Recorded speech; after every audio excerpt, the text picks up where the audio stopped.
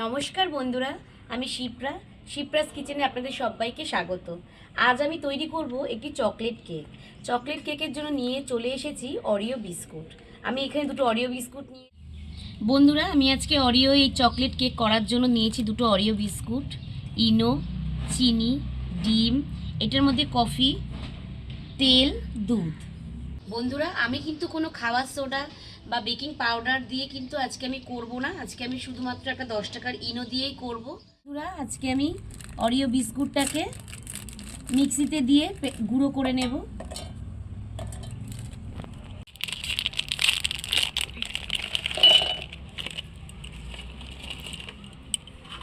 দিয়ে দেবো।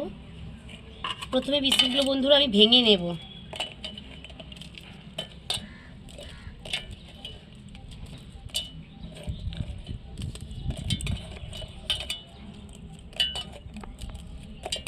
এবার আমি দিয়ে দেবো একটা ডিম।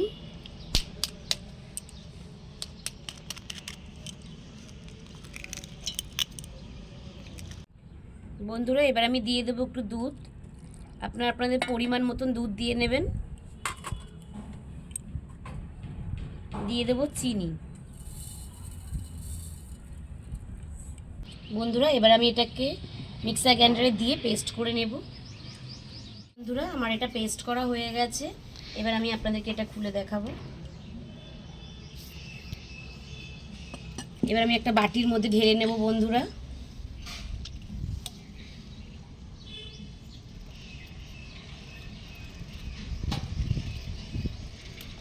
কত সুন্দর পেস্ট হয়েছে দেখুন বন্ধুরা। আমি কিন্তু এই পেস্টের মধ্যে আগেই ডিমটা দিয়ে দিয়েছিলাম। আপনারা কিন্তু ডিম যদি প্রথমে না দেন তাহলে এই যে পেস্টটা করেছেন তখন তারপরেও তার মধ্যে দিয়ে গুলতে পারবেন। এবার আমি একটু ডিমের গন্ধটা যাতে না হয় তার জন্য আমি একটু কফি ফ্লেভারের জন্য কফি দিয়ে দেব। আমার কাছে ভ্যানিলা এসেন্স নেই, তাই আমি কফি দিয়ে দিলাম।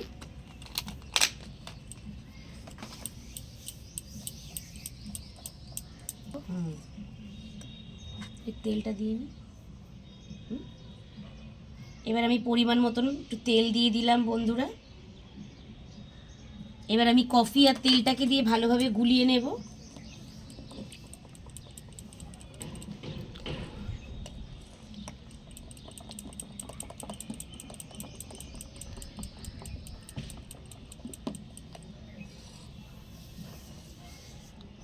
আমি এই 10 টাকা দামের এই লেমন ফ্লেভার ইনোটা দিয়ে করে নেব। এবার আমি ইনোটা দিয়ে দিলাম বন্ধুরা।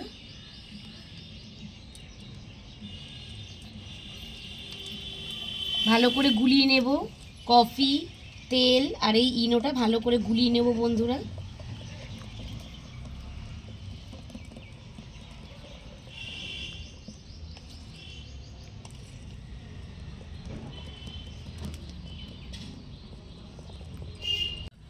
দেখুন বন্ধুরা, কফি, তেল আর ইনো একসঙ্গে মিশে গেছে। আমার কিন্তু এটা ভালো করে মেশানো হয়ে গেছে বন্ধুরা। এবার আমি এটাকে ঢাকা দিয়ে 15 মিনিট রেখে দেব।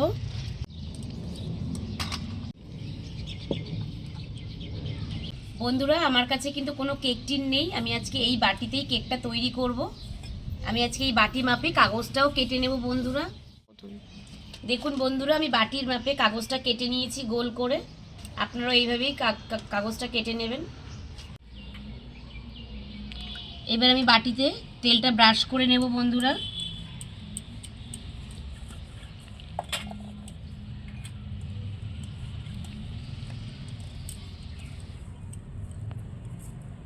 ভালো করে বাটিতে তেলটা ব্রাশ করে দিতে হবে। এরপর আমি কাগজটা দিয়ে দিলাম। কাগজটা দিয়েও আমি এবার একটু ভালো করে ব্রাশ করে দেব।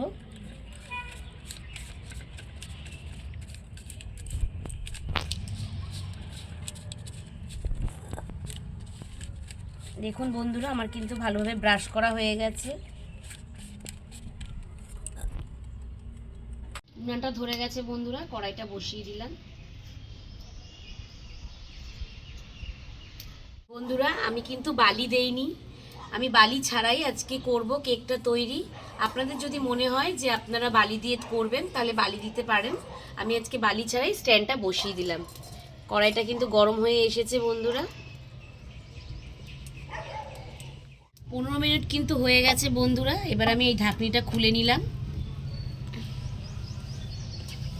এবার আমি যে তেল ব্রাশ করে রেখেছিলাম সেই বাটির মধ্যে ঢেলে নিচ্ছি কেকটাকে। বন্ধুরা আমি কিন্তু অল্প করেই দিচ্ছি, এটা আমি পুরো দিচ্ছি না, কারণ এই কেকটা তো ফুলে উঠবে বন্ধুরা। আমি কিন্তু অল্পই দিয়েছি, বাটিতে কিন্তু বেশি দিলে মুখ পুরো উঁচু উঁচু হয়ে যাবে। বন্ধুরা আমি এবার এটা উনুনে বসিয়ে দিলাম।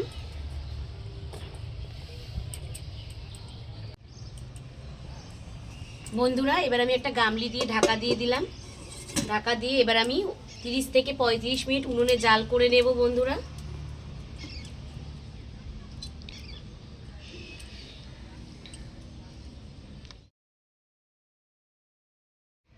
বন্ধুরা 30 মিনিট হয়ে গেছে, এবার আমি এটাকে খুলে নেব।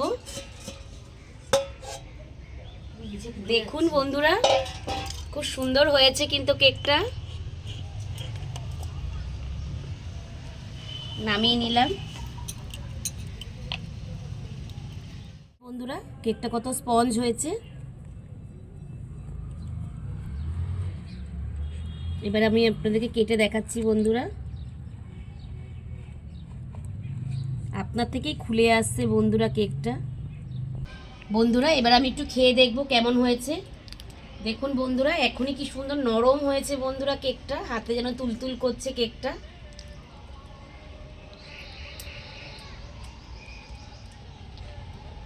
নরম হয়েছে বন্ধুরা কেকটা, খুব সুন্দর হয়েছে।